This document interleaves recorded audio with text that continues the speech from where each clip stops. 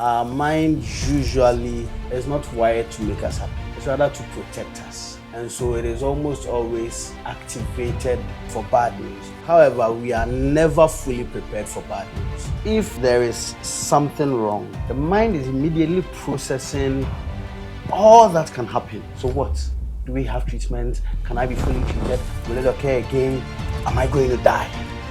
However, meet Mr. Edwin Boachie-Yiadom, a distinguished clinical psychologist and dedicated mental health advocate based at Hollywood Teaching Hospital with a deep passion for transforming how emotional well-being is understood across Africa. He brings years of experience supporting individuals through trauma, stress, and identity challenges. Mr. Boachie-Yiadom is known for his ability to bring insight and clarity to the difficult conversations many often avoid, making him a trusted voice in the field of mental health. If you grew up with a father who minimizes the impact of diagnosis.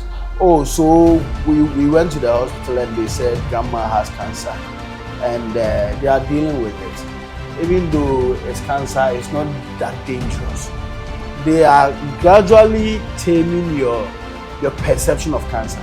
If you hear, hey, they say I have diabetes, oh, hey, I have this, oh, anything you hear will be A in your mind first. And that might not be biological, but where you grew up, how you grew up, who brought you up, and all of that. You can breathe in and then slowly exhale. You can breathe in, take a pause, and then gently let it go. As you do that, you are realigning yourself with waking up nice. It is not true that men don't cry. A man must cry. If you behave like El Shaddai, you shall die. I'm going to lock myself up and cry. How can I approach the loved one who I think may be struggling mentally? Sometimes all they need is your. Welcome to another episode of Diagnostics and Beyond. I'm your host, Teye Kenney, and today I have a very interesting, dynamic doctor with us. So before we start, like we have our rules for introducing guests on DAB. At DAB, we try to make the conversations on healthcare practicable and as fun as we can. So for you, which football team do you support? The best Barcelona. So on a scale of 1 to 5, what will you place Barcelona at the moment? Well, one is the best or the least? 1 is the least. 5. 5, okay. So then you throw the dice and we'll multiply it by 5. But it has you have 6. the number of, Okay. the number, whatever we come up with, that's the amount of seconds you have to introduce yourself. Okay. He's a psychologist, so I'm trying to see whether he can get... Let's see, that's right. 20 seconds. Yeah, 20 seconds. So I'm setting my timer. Let's see whether you can make it. Good, we are good to go. Okay. My name is Edwin Boachie-Yiadom, clinical psychologist, and I love to see people smile. I have a family, and I love it when everyone is happy, including those who lose their matches, because it's friends. We are not enemies, even though we are competitors. Thank you very much. Wow. How many seconds did I use? Hey, this is Barcelona people. Oh, that was good. That was 21 seconds. That's very good. So, we want to ask you, what really happens to the mind when someone receives a diagnosis? Or what really happens to them? Right. So let me start from this angle. Our mind usually is not wired to make us happy. It's rather to protect us. And so it is almost always activated for bad news. However, we are never fully prepared for bad news. And being diagnosed, especially when it comes to the medical field, means you are going to be told of a particular condition, an illness, or even a disorder that you experience. And like I said, we are never fully prepared. And so whenever the mind hears the information, the bad news, there are hormones activated to protect you. These hormones are actually, even though they are to protect you, they first react or respond to anxiety. they respond to fear, they respond to negativity, right? And so there's always that activation of fear, worry, doom. Because as I said, diagnosis, there is nothing unless the diagnosis is such that there is nothing wrong, then there is a relief. But if there is something wrong, the mind is immediately processing all that can happen, right? So what? Do we have treatment? Can I be fully treated? Will it occur again? Am I going to die? However, on a scale of 1 to 5, there is always the am I going to die? That is the Barcelona. That's the that's the big issue, right? And so it comes in quick to place you in a place where, oh, the bad is happening. That is when there is that your system is now programming you to fight, or what we call the fight or flight phenomenon. If you are able to deal with the problem, you fight it. If you are not able to, you run away. In between, there is a place where someone can freeze because they don't have the resources to deal with it. So immediately there is diagnosis. The mind processes it as bad news, huge problem, before we even think of whether it can be dealt with or not.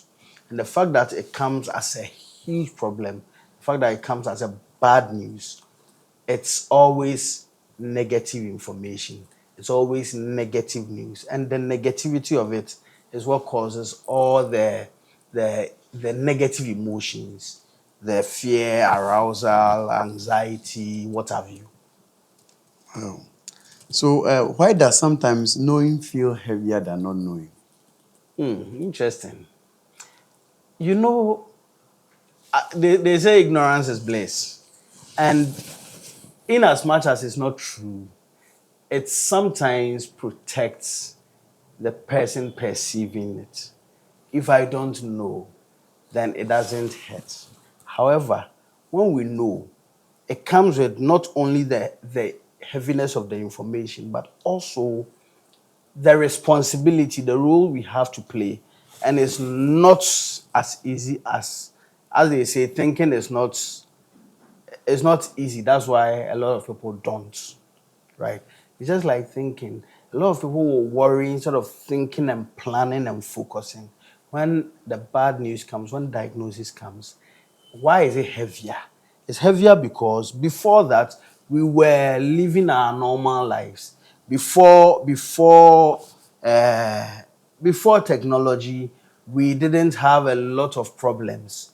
Now technology is here and we are facing a lot of problems, even though it comes with a lot of blessings. And so to every new information, there is an increasing weight. What does that mean? If you diagnose me of a condition and you tell me, it is the first time I am hearing that information, which means even if I am able to deal with it, I haven't assessed my resources available for dealing with it. And that is why it appears heavier. Anytime we are able to process, to find out that we have resources to deal with it, you realize that we calm down. Let me give this example.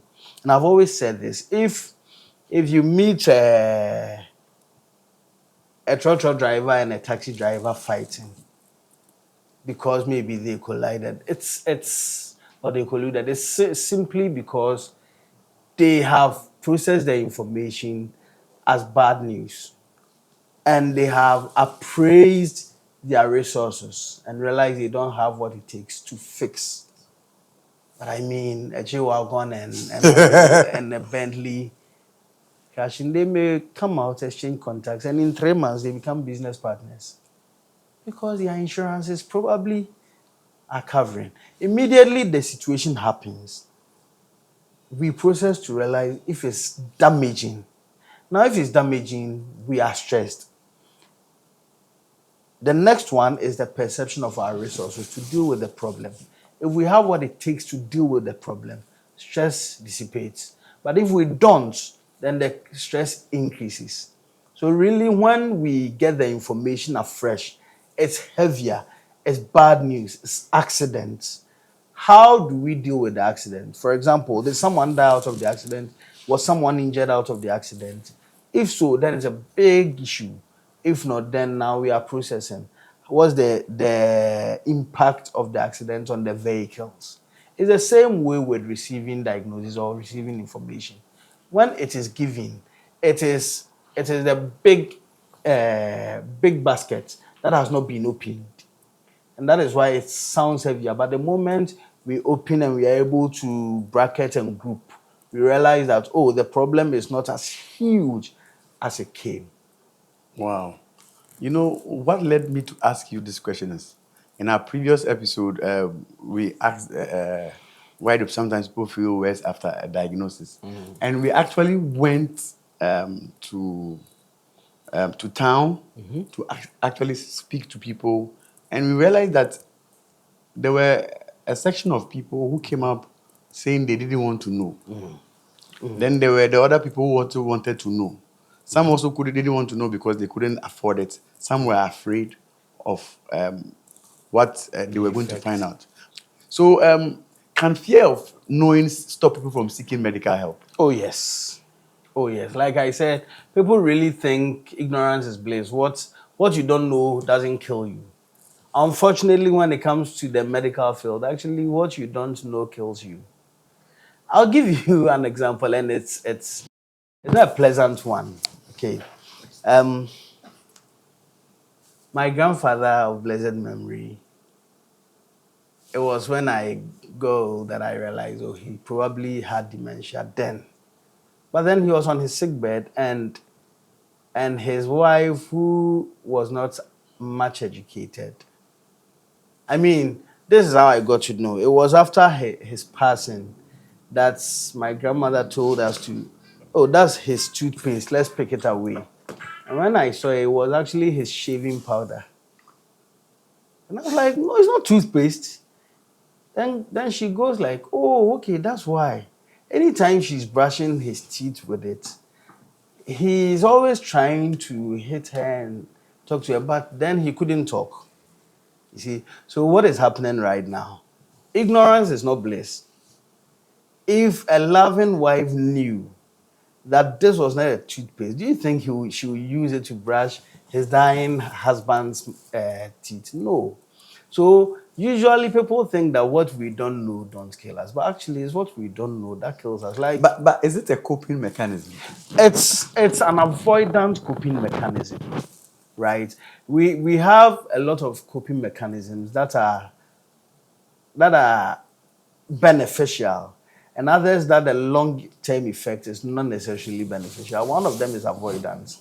Avoidant coping mechanism is when you know that you are failing your exam because you are not prepared, and then you avoid studying because you don't have enough time to study.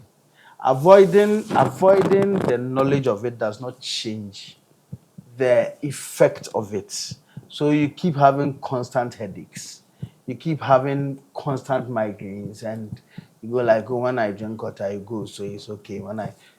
You actually, some way, somehow, you are expecting that this could be bad, but you don't want to know. It is the not wanting to know. And I understand. In fact, as humans, I'm not saying at all costs people should go and know. But it's really difficult to perceive that they will say this. Remember, in our culture, some people, even when they are going to the hospital, they will pray against a condition they know they have. That when they go, it should be hidden from the doctor. Why? Because they are afraid of the truth, the facts, the reality on the ground. And of course, it could be coming from, say, dealing with the problem comes from different angles. If they don't have the requisite resources to deal with the problem, then they are afraid that the problem will be as they were expecting. But if you have the resource to deal with it, for example, now malaria, when people hear they have malaria, it's not scary because there are resources to deal with malaria. But then when there were no resources, malaria was a big thing, killing missionaries who came to Ghana. So sometimes the availability of resources and the knowledge of the availability also helps people to tone down in terms of fear. I believe in owning your health. Yes. So it links to actually knowing what you are about, because I have a personal experience which I shared on our first episode about a long time ago, I think over a decade or something ago, almost 20 years, 2 decades. I had a skin infection, and when I went to the hospital, I was given ketoconazole for 120 days. So during those days, computers were not like this, but because I just went and I opened on ketoconazole, and the first thing I read was that you can't take this medication for more than 10 days without a liver test, because it can give liver cirrhosis. Fast forward to now, they don't even prescribe ketoconazole for even topical fungal infections. So if I had not owned my health during that time and I had been ignorant, where would I have been by now? Exactly. Where would I have been by now? Exactly. Yes. Wow. I think you are too fast. Your timer is not coming out. Yes. So that is it for me. And then I also wanted to find out, people say cholerics are more likely to receive bad news than people who are sanguine, or people who are the other groups of people. Is there a particular personality trait that makes people susceptible to receiving the news differently? I would not make personality a standalone experience, because you see, apart from our biological makeup and our personality traits, we are also a bundle of our experiences, a bundle of where we grew up, who we grew up with, our environment, the culture, and all of that. So I would not make personality a standalone predictor. However, of course, there are people who are even happy-go-lucky people who would hear a diagnosis and they will say, okay, so with this, what's the way forward? There are some people who will hear a diagnosis without even knowing what it means, will feel dizzy, because as long as it's a diagnosis, it's something bad, right? So there are some personality traits that may actually open you up for being careful, being easily alarmed or alerted compared to the others. But like I said, you could have someone who has a personality that predisposes them, but knowledge, education, and social support would make the person less susceptible and open to discussion. Wow. I was reading, and then one of the things I realized was that in humans, the cortical structures are far more developed than in our closest, those are the chimpanzees. The difference in the delta between humans and chimpanzees is about 4%. This is closer than two breeds of dogs, which we see look alike. And it's because the cortical structures are very well developed. So then there's cortisol, which is a stress-releasing hormone and makes people stressed out. And then there's the serotonin, which also makes us feel happy and other things. I want to also find out if we are able to bring our cortisol levels down or stress levels down, does it make us more likely to receive such diagnosis better? So you see, let me take it from this angle, and I agree with what you're saying. This is what I'm saying. If we are able to, I would rather use resilience, levels of resilience. If we are able to increase our levels of resilience, to be able to receive information and take a pause to understand the depth of the information without jumping into tomorrow. You know, a lot of people live in tomorrow when it comes to receiving bad news. And I want this to drum home as practical as possible. So I try to refrain using all these medical jargons and all. But then what I'm saying is that for you to build resilience, this is what it is. Information comes, and your level of processing, you don't just jump from 1 to 10. Okay, if you have given me A, what exactly does that mean? For example, let's say you have checked and I am HIV positive, and you tell me you're HIV positive. The regular person, because of past knowledge, past information that was being broadcasted on the TV about 10 or so years ago. That's the background of their information. Now, if you tell me I'm HIV positive, okay, uh, what are the causes? I want to understand what could have caused mine. Well, we dilly-dally realize I can't even be too sure. Right. What are the effects, the impact? What are the options for me?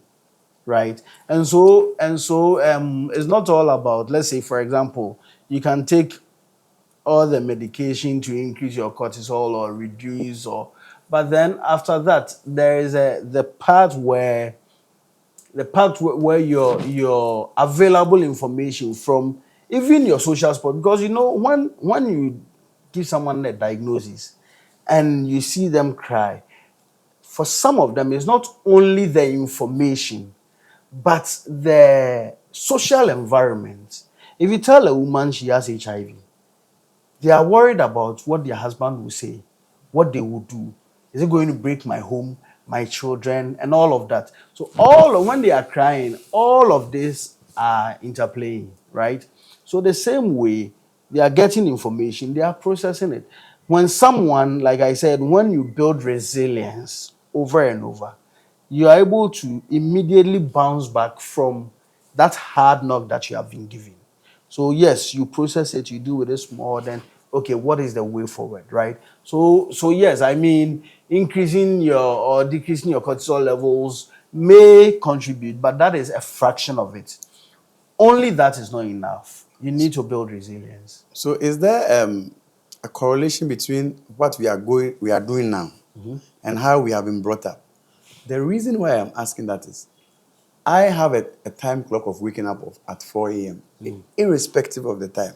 If I sleep at 1 a.m., I'll wake up at 4 a.m. Because my mom, who was a trader, woke me up at 4 a.m. for countless years. And we always went to bed after the 7 o'clock news. So I realized that no matter where I am, 4 o'clock, I want to wake up. The same way, if it's 7 p.m. in the evening, those days you hear gulung gulung gulung. Go to bed.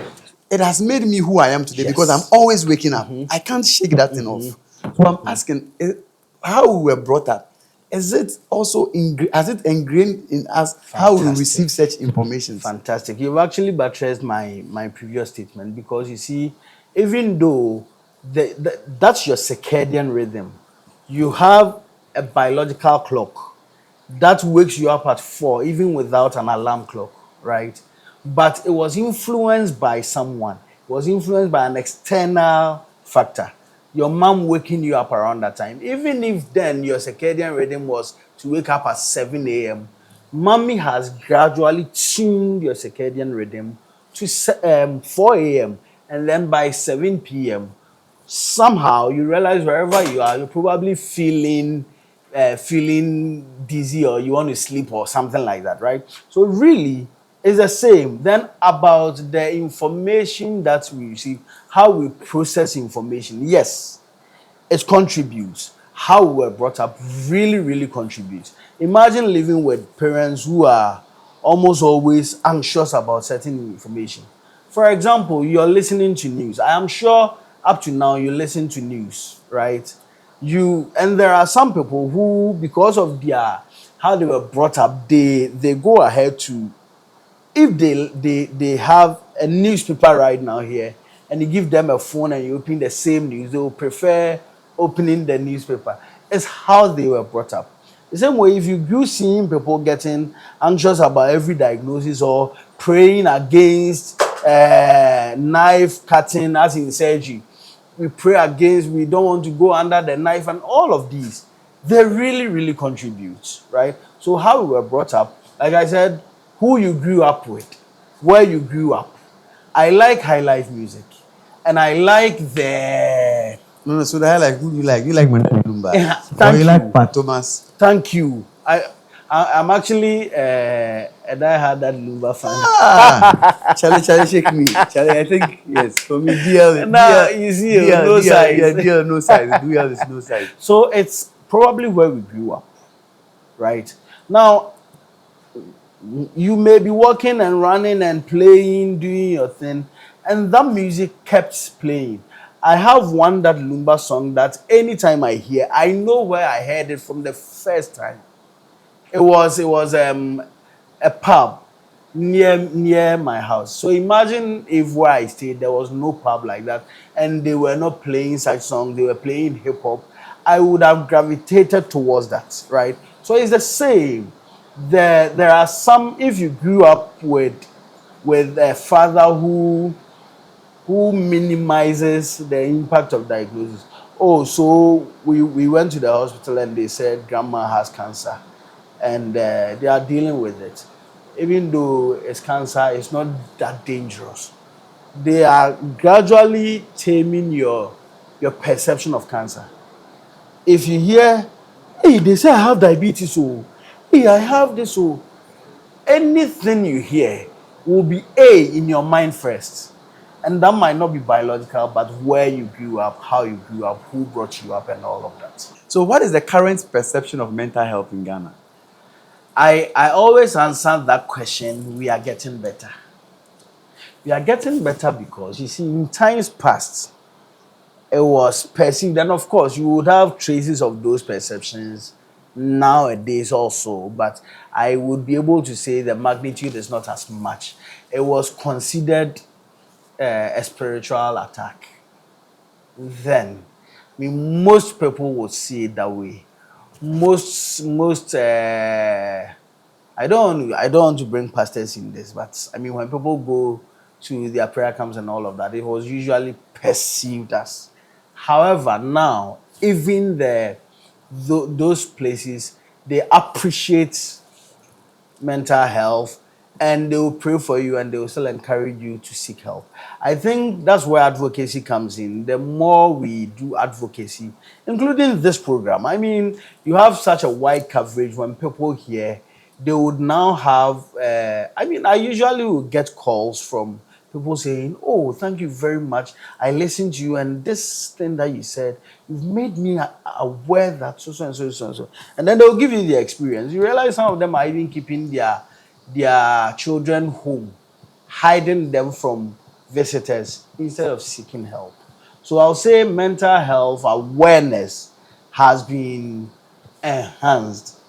However, there is room for more, because the more and more we get educated, it's with the release of information that removes the dark clouds from the situations, the diagnoses, the health issues, the mental health issues, and all of that. So there is more room for improvement. Why do you think there is so much stigma that people with mental health issues are stigmatized? If you are watching this, stigma is as a result of ignorance. Your ignorance, not their ignorance. If I have a problem, if I have a mental health issue, and you are stigmatizing me, it tells me just one thing, that you are ignorant of what I am experiencing. Chances are that if you have a brother, if you have a sister, a son, a mother who has experienced what I have gone through or what I'm experiencing, when you see me exhibiting them, you will really understand me better, just because you have that experience. You have seen someone in your family manifest that particular issue, right? You understand depression better if you know someone in your family, a dear one, who has experienced depression. And when I talk about depression to you, you will not tell me, oh, Masa, is Western. It's not an African condition, right? The fact also is that, and this is where diagnoses come in handy. The fact also is that sometimes when people have not been diagnosed, they don't even know this is what they are going through. I've had instances where I'm seeing clients, and we draw near to diagnosis. In fact, we get to the diagnostic part, and they now are able to tell. It looks like I've been dealing with this way back in my childhood. I just didn't know what it was, right? And that is why diagnosis is okay. It helps you. It throws light onto the dark place, and then, as you say, photons, and and that people now begin. It's like there is that light that has been switched on, right? When the light is switched on in your room and your room is dirty, it doesn't change the fact that your room is dirty, but it helps you to clean the room. If your room is dirty and the light is out, you may try, but by the time they switch the light on, you realize there are so much. The same with stigma. If you don't know, you stigmatize, right? So really, really, stigma has got nothing to do with the person experiencing it, except what we call self-stigma. And even with self-stigma, it comes from the backdrop of what people usually do. In other words, the stigma people have been going through. Even common conditions like hypertension and diabetes, our parents and our grandparents were hiding their diagnosis. They never want anybody to see, so they hide their medication. When they are going for camp meeting for 3 days, they won't take it there. Why? Because they don't want to be taking medicine for people to know. Self-stigma. Because if someone gets to know this, then they will think that. And then your church is doing 21 days fasting, but your medication and the requirement of your medical health suggests you do not fast. But because you want everybody to know that there is nothing wrong, you go ahead and fast. There are people with diabetic wounds developing small who also go ahead and wear closed shoes to functions because they don't want people to think that they have it. Self-stigma. Right. Wow. So stigma really does a lot of damages to us than even the actual condition. Because when you stigmatize against someone and then they feel out of place in society, what you are doing is, because they feel sad, they are actually, we say, arehokum sunsum. That's arehokum sunsum. I always say this, and you people could have their opinions, but I always say this. That sunsum there is not necessarily your spirit or your soul. It's actually your immune system. And that is why I am walking about so fine, nothing, I don't feel anything wrong. And then I go to the hospital, they say I have HIV, and today I'm on HIV because, a lot of people do that. And then 2 weeks from the time I have been diagnosed, then I've lost weight completely. Why? 2 weeks ago, the viruses were not strong enough. They just got strong when I was told, and that they've eaten so much so that I'm losing weight drastically. No, it is because of the fear of the unknown. I am going to die, and then nobody will even support me. Stigma. Everyone will think I'm a bad person. Everyone will think this, that. Wow. So that's what stigma does to us. Wow, this is very powerful. It takes me on a journey of when I wanted to lose a little weight. So I lost a little weight, and then I went to a medical facility, which I always do business with them. And one of the drivers saw me and said, "Hey, Mr. Kenney, what's Papa?" Hey, I was feeling the strongest I felt in years. So when I quickly came home, I told my wife, please, give me food which will make. So that day, I'm not eating junk food. I just entered some KFC, bought that because I felt in my head that, this, the way the guy said it, powerful. Then I just told myself, I have to go and change all the things. So quickly, I started eating the things which were not good. So I think it has actually come to hit on a point that we all need confirmation, and we have confirmation biases. So even if he hadn't said that, I'm sure I would have been happy walking around. So I now understand. Okay, it's very true. Okay. It's very true. Okay. So do you think traditional beliefs and religion have hurt mental health education? Yes, unfortunately. And when I say mental health, not, for clarity purposes, mental health is big. So I think with this, you can also use it to educate that there's not only people who have, when you say mental health, people are thinking about schizophrenia, people who have conditions. But these days, a lot of us are working with mental health conditions. So can you, as you are answering this question about the church, religion, tradition, also educate us about the whole issue, so that right. So in actual sense, mental health is not necessarily mental illness, right? In fact, even the WHO definition of health is not only the absence of illness. Sometimes there is what we call financial health, even technological health. Yes. Oh, yes. Oh, yes. I know someone who says, when you see me and I look depressed, I'm not depressed. Give me money. Right? So really, when we generalize that, I always say, to some extent now, I always praise the churches and all these faith-based organizations because they are doing well. I get to speak in churches more these days, and they call you to educate them. So that's a plus.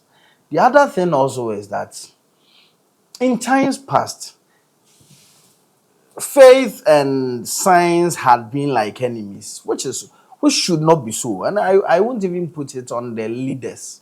I'll put it on all of us who go into the churches, right? The church members and all of that. When they go to the hospital and they get treated, it is not a miracle.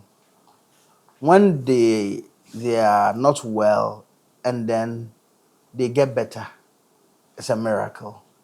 However, the fact that God has given us people with knowledge and skill to manufacture certain drugs, to get certain diagnostics for us to be aware and benefit.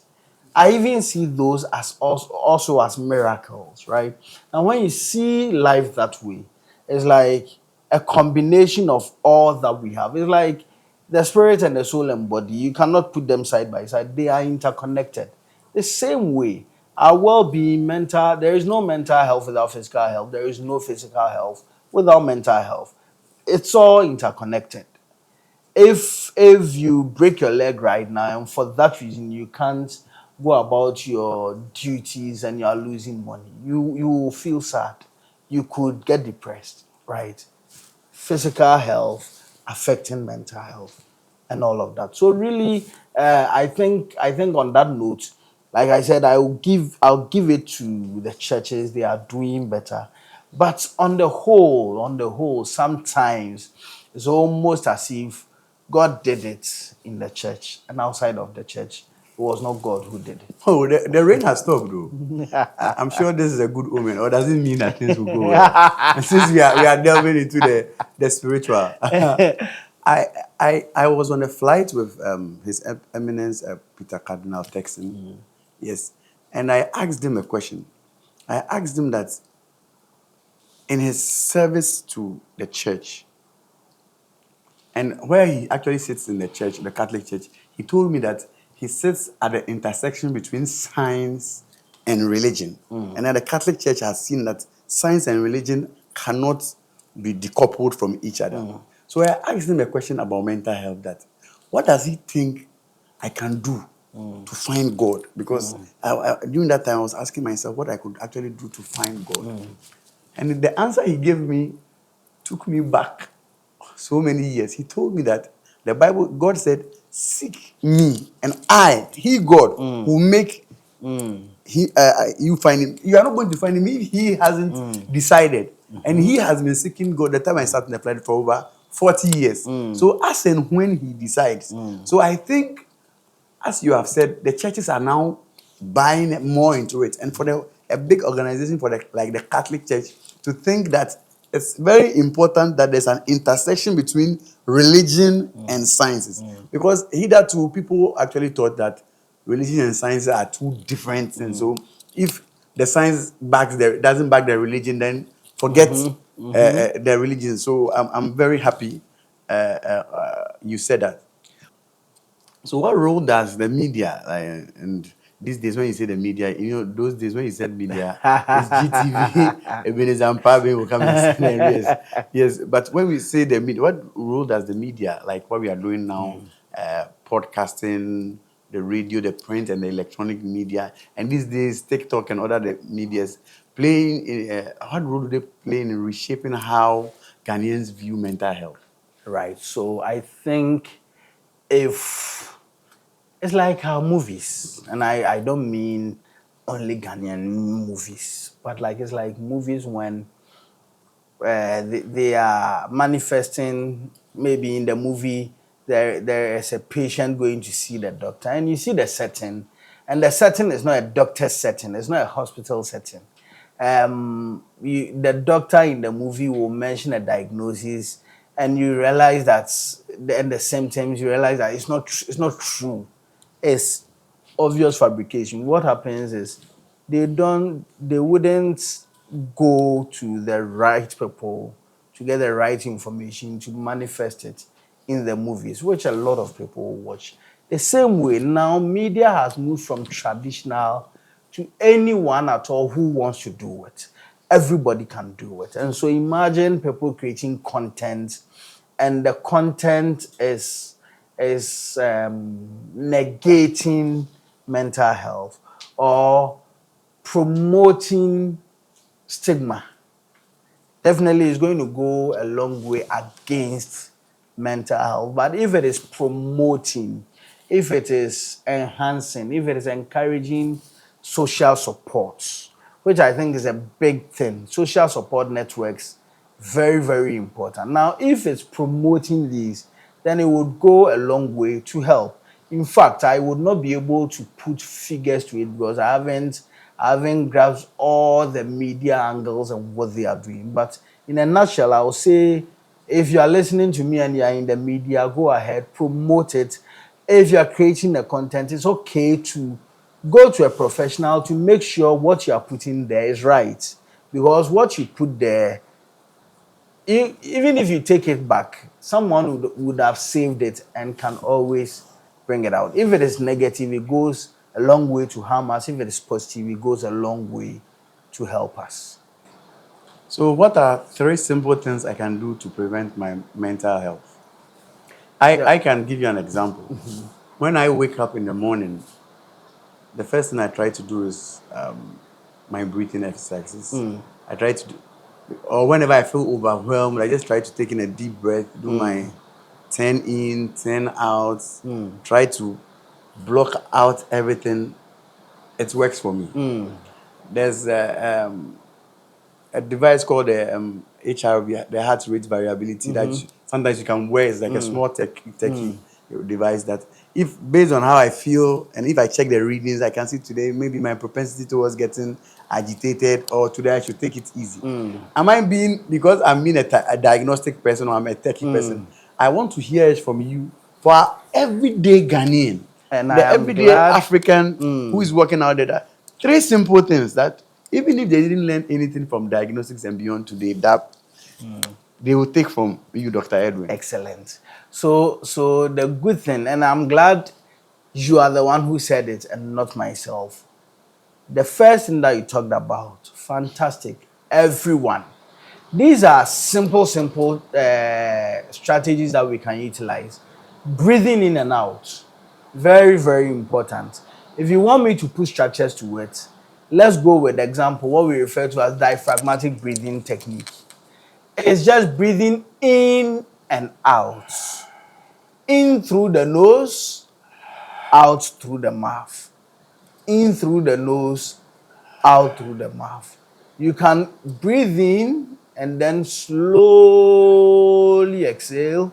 You can breathe in, take a pause, and then gently let it go. As you do that, you are realigning yourself with waking up nice. Some people wake up like someone came to ring the bell that they are late for an interview. They wake up disturbed. They wake up troubled. You need to calm your system down, back to resting potential, and then you begin the day. That is fantastic. Two, I know most people wouldn't like it, but it is important. Exercise. When we exercise, we relieve our system, or we allow the excitatory hormones, the feel-good hormones, to be released into our system. And if the feel-good hormone is released, automatically, without anything or without anybody doing anything, you're already feeling good. I have a friend who will say, "Oh no, I'm person of bread." So what do you have for this? Also, oh no, he has decided that anything which will make him feel tired, he doesn't want to be tired. So because exercise makes him tired. You see, that is because we always think exercise is going 100-meter race. No. You can actually sit in your chair and exercise. You can do press up at home if it will make you tired. Instead of doing the press up on the floor, you can do it by the wall. It's still exercise. It's better than no exercise, right? As you do that, you are sending signals to the brain that I am exercising, I am releasing the hormones. And number 3, fake it till you make it. Wow. What do I mean by that? Do you know that, okay, let me ask you this question. Has there ever been an instance where you were playing with someone, or when you were growing up, you were pretending to be upset about something, and it lingered on a little longer, and indeed you were angry? Countless times. Yes. Because anytime we fake it, the brain is not able to distinguish between real and unreal. As long as it gets the signal, it goes with the flow. So if right now, if you receive a call and then you hear your house is on fire, you would automatically feel bad, sad, worried, anxious, and all of that. But you have not seen your house on fire. You go and your house is not on fire and they say April Fool. What do you do? But you felt the same way as if you saw your house on fire when you heard, right? So the brain is not able to distinguish between these without the brain just picks the information we give it. And so if I sit there and I smile for a while, the brain will gather resources and say, oh, our guy is happy, let's go and celebrate with him. If I sit and in fact, let's say I'm even imagining something and it's so annoying, my brain will picture that I am annoyed and provide the resources to help me being annoyed. So the third one is let your brain get the information that you are good. And this is how I do mine every single day. The first thing when I wake up is go to the washroom. The washroom because I have the mirror there. I face my mirror with a smile before I even say thank you to my maker. And over time, I face the mirror with a broad smile and I say thank you, right? So I've done this over and over.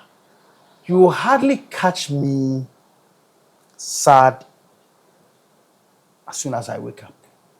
So by the time I wake up, I have set the tone for the day. It will take much energy and much bad news to spoil my day. I don't start the day sad. I don't start the day troubled because there is a likelihood it will take you through the day. And so manipulate your brain. Fake it till you make it. Fake happiness until you're actually happy. Fake feeling good until you actually feel good. If you don't, like the ground or like the soil, the weed will grow. So rather grow your own seed before the weed grows. But as you said, fake it. I'm sure a lot of people are saying, I'm faking being a billionaire. Oh, yes. I'm going to fake being a billionaire. I'm going to fake driving a Rolls Royce till I drive the Rolls Royce. But I believe it's very important because in the Bible, the Israelites were told to write those things on their foreheads, everywhere. So actually, it was subconsciously trying. It was not there, but they were mentioning it. Those things which were not there, as if they were there. So this is one of the things I've actually taken from. I don't have a mirror in my bathroom, so I'm going to get a mirror so that in the morning I can go and sit there and fake driving the Rolls Royce, yes. and I'll see whether I'll drive the Rolls Royce. One of the things I found during of the sound therapy, the breathing applications was it helps me sleep. It does. So I wanted to find out, is there a correlation between the sleeping and then the breathing? Yes. So what you are doing with your breathing exercise is you are creating a relaxation in your system, right? As you relax, I mean, those who sleep better are those who are relaxed by the time they get to sleep, right? Which means if and of course, if you do you know that when you are stressed, over and over and over, you build tension in your muscles, right? And it is the relaxation exercise that is able to free you of the tension in your muscles. So as you keep on relaxing and relaxing and relaxing, you are setting the tone for that period where you can sleep. In fact, when we are doing therapy, when I'm doing relaxation, most of my relaxation exercises that I take my clients through, they end up sleeping in the consulting room. Wow. So then, since it has been raining and there's a sound, you mentioned about sound therapy, like the rainstorm, all these are also ways of making us sleep and feel relaxed. I now understand. Oh, wow. Dr. Edwin, what signs should not be ignored? What are the signs to show that we need to seek help? The reason why I'm saying this is I sometimes feel we suppress a lot of things as men. I'm talking about men. From the men, before I talk about taking from the women. Were brought up. I remember my mom always say, hey, men don't cry. Bemensu. So we suppress a lot of things. Emotions. So I want to know at which point do we say that this time I need help? I've suppressed this for far too long. What are the telltale signs? Right. So you should not even suppress it. It is not true that men don't cry. A man must cry. In fact, one of the therapeutic. But this men must cry. For some of us, it's difficult. I remember a long time ago, if my wife would not beat me, I had a girlfriend, and I was supposed to cry for her to believe something. The cry was not coming.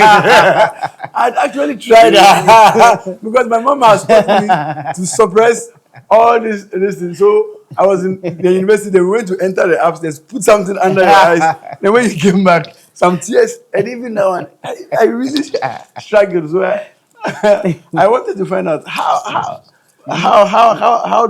does it come about? So I always tell men to do this, especially believers, right? For some people, they've been cultured, Burmans. It's not so. I think it's coming from a good place where Asama Befi, you are trying to deal with the problem. We need the men to do the working, to do the forefront duties. And so if you break down we can't even finish. However, if you need to cry, cry. One of the ways you can do that is channel it through your prayers. As for praying, when you are really into it and you are broken-hearted, the tears will come naturally. But I think a man should not prevent himself from crying because they say a man should not cry. It is not so, right? It's one of the hard things they've given men, which is not right. It is not appropriate. In fact, even our proverbs, the way it's a culture thing, right? Almost all the proverbs, in fact, be a man means Man up. be strong, be tough, and all of that. One of the ways to be resilient is to know when to. Know when to cry. Know when to. If there is, and I tell you, you see, there are moments that if you don't do what needs to be done, there could be a spillover that you will do something and regret because even when it hasn't gotten there. So, for example, let's say you've been told to not be angry, and then your wife is frustrating you. You are really upset, and you are trying to keep it. You are not talking about it. You get to a point where she will do the least, and you will act the most, right? Then it's like, even these things that she did, you're able to contain it. Why is it this one that doesn't really matter? That you are so upset and you are hitting things. It's because you did not talk through. You did not allow your emotions. You did not vent it out. Sometimes because we don't have a healthy environment for that. And that is why the therapist room is always a safer space. But Dr. Edwin, the therapist room is always the safest place. Some of us I grew up in a family of 5 boys. Tough, I was the third of 5 boys, so you could imagine. We were always fighting for territory. If you cried, my father says you are the one who did it. If when we are 5 boys in the house, things get missing. Food gets disappearing in the kitchen. So when they come, the person who cries, but my father will say, "Hey, at some more time, if you go to court and you try to show any emotion, all the other people will be set free." So I have this subconsciously ingrained in my mindset. So already I've grown up. I'm picking up a point. I've grown up to see that I don't want to show any sign of weakness. Then I meet someone who is a friend of mine, who is also 7 boys. But we had a lot of things in common until I found out that the day he started crying, he cried for like 3 weeks. And I realized that a lot of things were bottled up. Thank you. So I was asking him, he said, no, listen, because the least thing he said, he started crying. So then I started going back and asking myself, is this a sign of weakness? If I were to show a cry, would I come out like this? So I want to find out from you. They say the therapists say all these things, but they don't apply it to themselves. Okay. Do you yourself subject yourself to some of these things that you are talking about? What did I tell you about prayer? When I go to my prayer room, that way, you have no idea. So yes, I cry. Wow. Oh yes. You don't look like someone who... You see, it's okay. So let's do this. We need to remember that we have learned certain things. There are a champion example your parents gave. They made you learn certain things, and you need to unlearn and relearn. Being able to unlearn and relearn is also a sign of strength. It's a sign of resilience, because, in fact, I mean, we could go with the excuse that, when we were in primary school, computers were not a thing, and so if we don't know inside, but you'd have a 60-something-year-old professor who is very, very adept with the computers. What happened? If our time it wasn't there, how about their time and all of that, right? So no matter, see, we can learn everything if we set our minds to it, right? Crying is never a sign of weakness. It's a sign of strength, right? Not so when you are always crying are strong. Thank you for bringing that up. Maybe you will help me explain it better. Tell me the truth.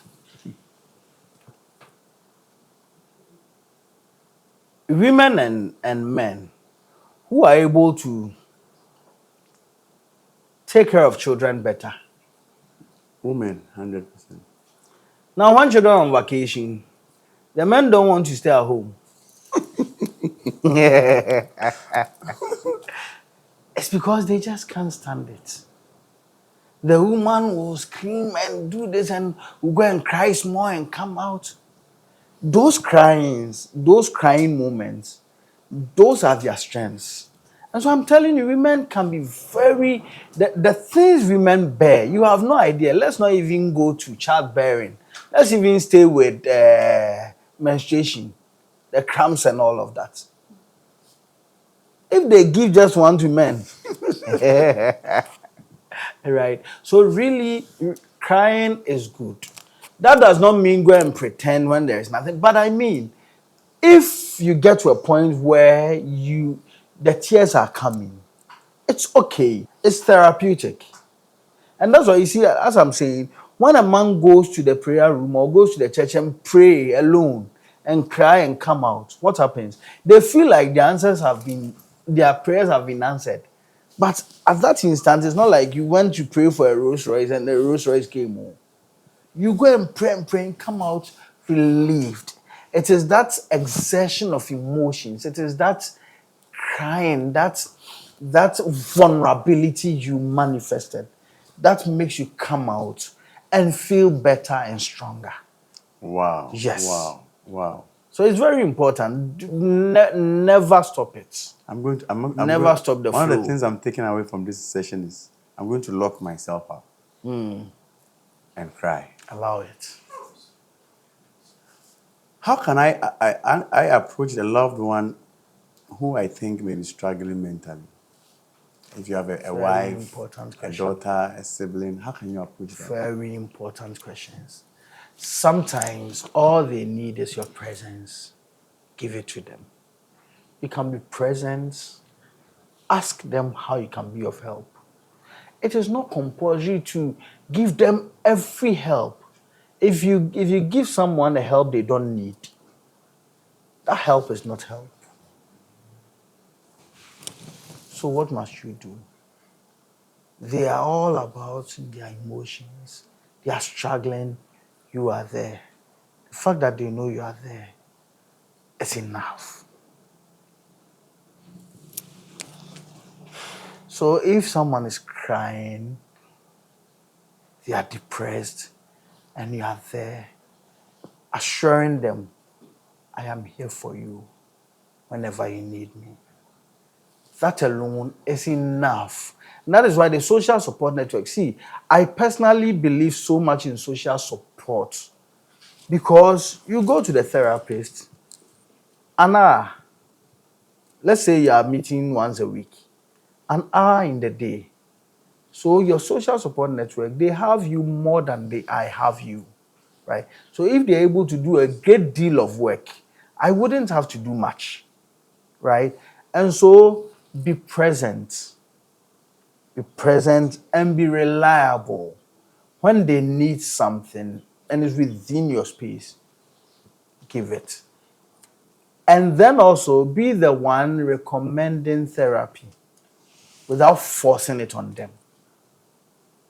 I know a therapist that can help if you are willing to. If they don't want to, it's okay, I am here. When it gets to a point that really you have to, encourage them. Hear what I'm saying? Encourage them to go for the service. Never force them. People want to feel loved. People want to feel cherished. People want to know that we are there when there is the need for us. You never force anybody. Wow. It's usually when people are going through their low moments, sometimes they themselves, they can't even explain it better. And so you don't force it on them. Be present. Dr. Edwin, one of the things I learned when I was learning how to swim was you don't save someone who is drowning when you yourself are not a master swimmer. So how do you support someone without feeling overwhelmed yourself? Thank you. That's exactly what you just said. If someone is drowning and you are not a better swimmer, you don't go saving them. When you do that, you are going to overwork yourself and you'll be stressed out. Both of you will drown. What you do is call for help for him. So it's better for you to come offshore, scream for help for those who can do it. Dr. Edwin, a lot of people will say that what you are saying, it's easier when the person is not related to you. When it is your daughter who's drowning, I asked the swimming instructor that if it is my spouse who is drowning, and I know I have a little skill, I won't wait to come out and go and call the lifeguard who is somewhere. So are there some small things that we should also try to do, or like you said, just be there with them, appease them, and seek for help? So you see, someone who really knows that and uses that, they are more likely to get their partner saved than you who feel overwhelmed to save your partner. We can't do it all. That's the truth. We cannot do it all. I'm telling you, this thing that we are doing, if we go beyond like 3-4 hours, we'll end up speaking nonsense. I'm sorry to say, right? So timeliness of our assistance, very important. Never see yourself a demigod. Someone said, if you behave like El Shaddai, you shall die. Right? You cannot do it all. It's better to do it right than to do it all. Wow. Yes. If you behave like El Shaddai, you shall die. So what should I never say to someone who's battling anxiety or depression? That's something that you never say. You are not man enough. You are too weak. But why are you doing that? Why are you the only one going through it?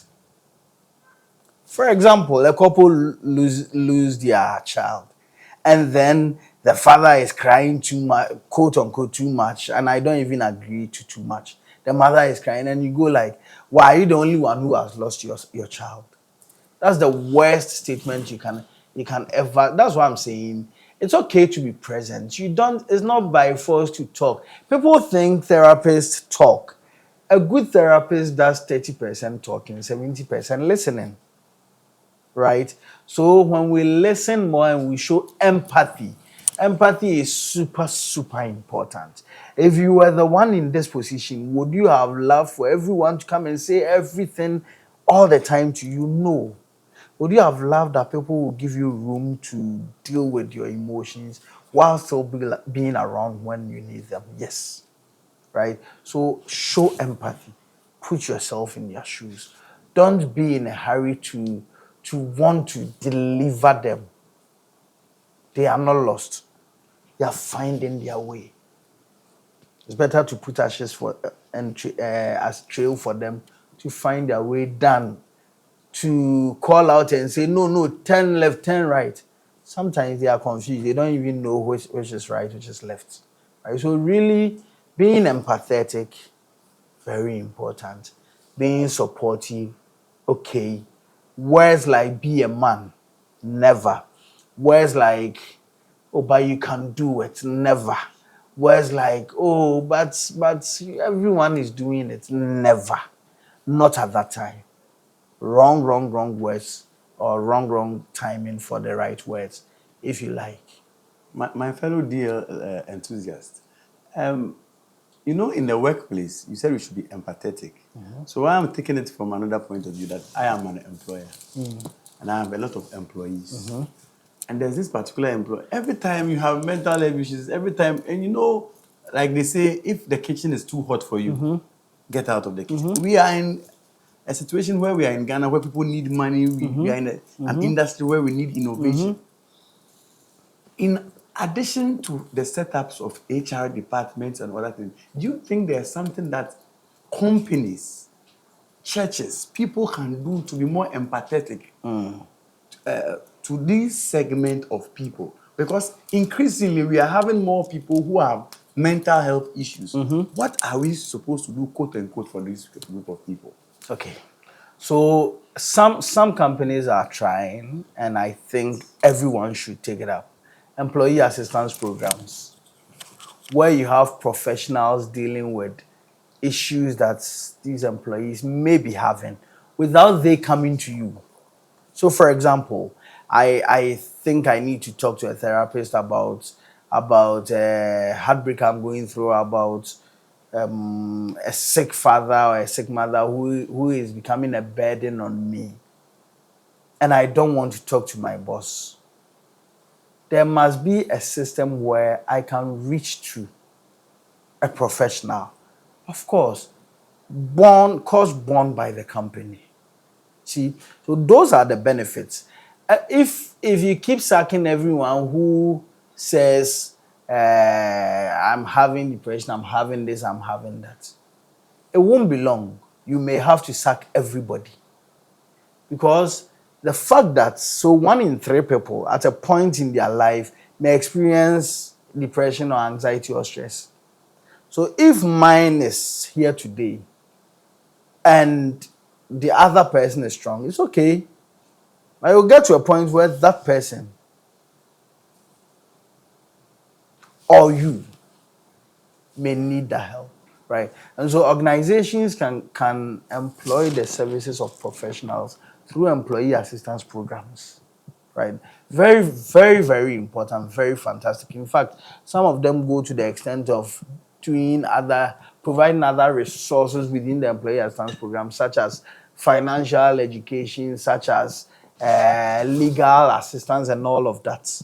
Something your organization does not want, that do not have to sort of, how should I put it, interest themselves with, like, let the business run and let the professionals deal with these other issues that can impact the business because the human capital is experiencing these problems. During your delivery just now, you said something which took me back to. You said broken hearts. So I wanted to ask, is broken hearts also a mental health issue? Anything that affects your mental well-being. So then what are we, because I remember I had a broken heart a long time ago. When I was in Why are you looking at her? when I was in this, I got broken heart. And that's why I keep on asking, is it that the society in these days is not making the new group of people tougher? Or are we just bringing these mental health issues? Because all of us, I suffered a broken heart. I walked for over 10 kilometers. I cried my heart out. I didn't eat for a few days. I lost a people. But then I quickly overcame it. But these days, and we've seen in the news, people actually committing suicide. Yes. So I'm ask the therapist, is it that society is becoming softer? Is it that people are not being toughened up enough to face these issues? Should I tell you the truth? Society is becoming more and more aware because of excess media, and in a good way. These things were happening, but people were not getting to know. So my broken heart that I had, the one that she survived, someone did not survive, but we never got to know that person. My broken heart was someone painful. wrote a letter and said, ending it because of this. And so we all got to know it was out of broken heart. Someone did it, we didn't know why. Right? And that's because there was no social media to type, I've had enough, forgive me if you see this and all of that. Right? So really, these are within the fabrics of society. They are within the fabrics of society. They are there. But we get to hear of it more and more. So it's actually the opening up of the media space that is making us aware of most of these nowadays. It is not that society is getting softer. No. I mean, economic hardships keep increasing. So how is society getting softer? So let's say you have the position on Diagnostics and Beyond. We've given you the position as the person in charge of health in Ghana. Yes. In one sentence, what picture would you paint of the future? In one sentence, you have the position. I hope the camera is on my face. Yes. A brighter future. A brighter future in the sense, like I said, it's easier to know some symptoms or to know some markers and deal with them before they escalate. And so if I am able to help de-escalate a lot of troubles before they even become troubles. Imagine a happy environment this place would be, right? And so, yes, I see the future brighter if more and more mental health attention is given. Very, very important. Wow. Dr. Edwin, there's something I want to ask you before you go. You know, in Diagnostics and Beyond, like I said from the beginning, whenever we mention, we just have to dab. We take playful activities and make our science very easy. So I am currently the reigning champion of the Scrabble. Yes. Really? Oh, everybody who has come.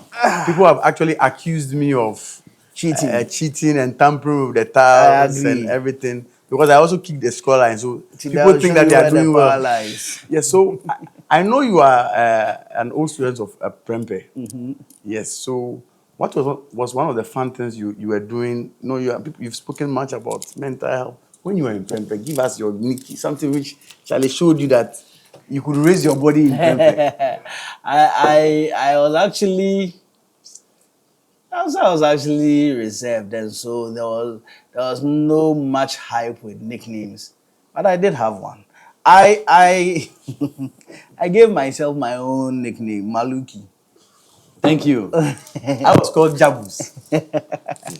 Yes, My yes. Maluki stands for Martin Luther King. Oh, okay. I coined it. Oh, mine was like it was an everlasting bass which never stops. So That's right. all the things is jar. That's right. Yes, yes. Wow. So now it takes us to the Scrabble. There are only two rules. First Okay. is whoever gets to win gets to throw the other person's school free. Oh, for, nice. For 20 seconds. Get to say something. We about don't their throw the school. dice to increase the seconds. No, no, not at all. Yes, yes. So, I since people are accusing me of picking first, this time I want you to pick first. No, you pick first. Pick first. Don't worry. Hey, I think this time I should be afraid of. Okay, because usually the people who say these things, we should be afraid of them. 1, 2, 3, 4, 5, 6, 7. So watch me, everyone. I'm closing my eyes. Hey, Charlie, this is very 3, 4, 5, 6, 7. Hey. Let's go. Wow. This one day, I think Afraid. Don't be afraid. It's just. this is the first time I've had someone who's actually closed their eyes. So, hey, if he tries to win this thing, we'll have to just come up with. Because I keep the score line too. So you said the only rule is what? You have to throw the person if you win. Okay. Hey, Charlie. Is it that today We can challenge Scrabble words, right? Oh, yes. I have the Scrabble dictionary in my head. I hear you. Pressure. Wow. I like the way he's already, which means that at this time I'm dealing with someone who really knows his Scrabble.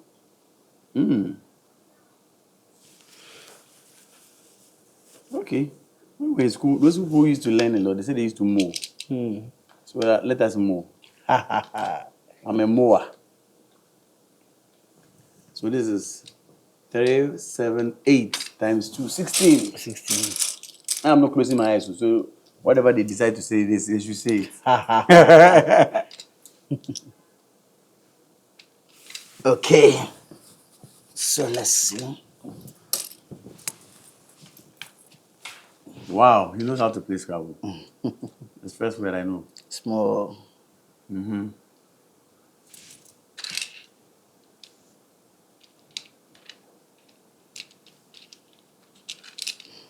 Okay. Let's go with this. He knows what he's doing.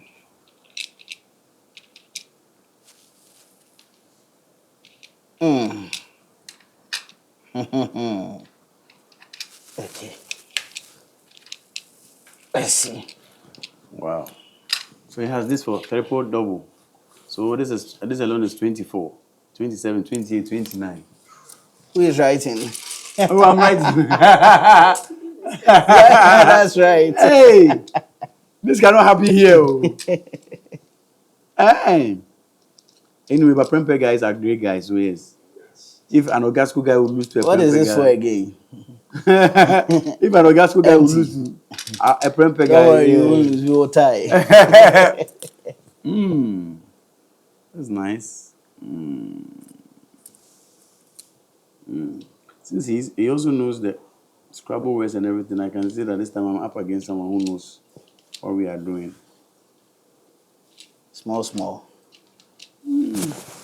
So yes, Maybe next time we play chess. I can see that, Charlie. The man. This time I've gone to. Well, so I just love board games. That's all. Oh, I think this time I've gone to. Yes. So I'll just play two letter words. So this is No. and Oh. yeah. So this is 4, 8, 10, 11.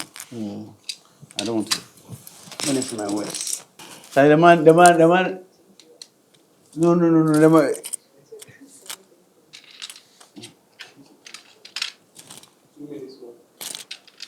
2 minutes more to finish. Okay. Oh, nice. That's my last word. The man will Why? So this is Oh, 1. I've So set the 3, place 4, up 5. for you. I've set 5. the place up So for you have you. to add 5 to his. 26, 27. So Oh, then- how? How? 26, 11, 20. No, so we add one last game. So that is. 26, 27. Wow.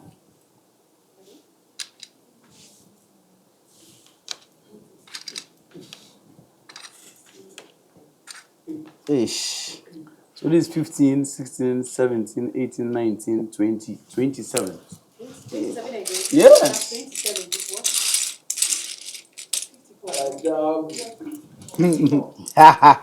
Really? So this is the I've given that we are going yes. 54, 26. Raise your body. That's it. Raise your body. Hey! I've set the guy up. Oh, the guy has finished me. It's okay. This is Alonis. 8, 8, 16, 19, 20. 46. And I'm where? 54. Oh, how? Okay, so we'll end here. I think I still have my yes. But before we go, I always have some quick fire questions. Okay. Just 3 quick fire questions. If you were not born a Ghanaian, what country would you wish to have been born in?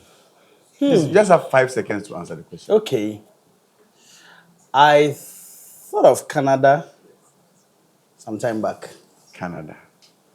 If it's not DL, who is your other musician that you like to go to? ADL. Kojonchi. Wow. I think I'm one of the few people who met Kojonchi and I told him point blank. I was with my wife who loves Kojonchi. I told him that I don't like Kojonchi. He said, I'm DL for life. I told Kojonchi. And he asked me, so why are you here to take a picture with me? I told him straight that I'm not a Kojonchi You know, fan. people are always comparing the two. I think it's not fair.